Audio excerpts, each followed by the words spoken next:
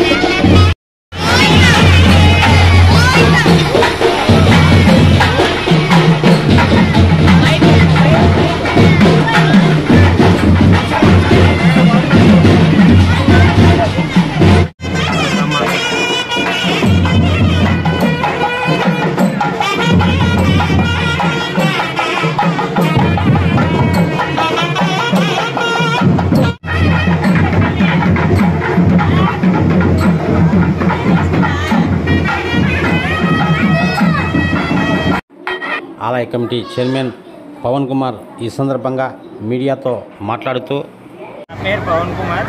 మాది సాయిపేట భద్రావతి భావనారాయణ స్వామివారి దేవస్థానంలో 30వ వార్షికోత్సవం అంగరంగ వైభవంగా 18వ తారీఖు నుండి 20వ తారీఖు వరకు జరుగుతుంది. 18వ తారీఖు పుట్టమన్ను కార్యక్రమము మరియు బిందె తీర్థ సేవ మరియు ఎదుర్కోళ్ళ కార్యక్రమం జరిగినది.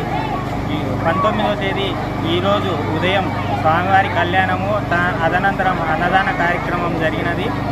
తదుపరి గ్రామోత్సవం నిర్వహిస్తున్నాము. రేపు 20వ తేదీ సాయంత్రం 6 గంటలకు స్వామివారి పుష్పయాగము జరుగును. ఊరేగింపు సాయిపేట, ఒక్కల్పేట, అల్మాస్పేట మీదుగా మళ్ళీ దేవాలయం చేరవచ్చు.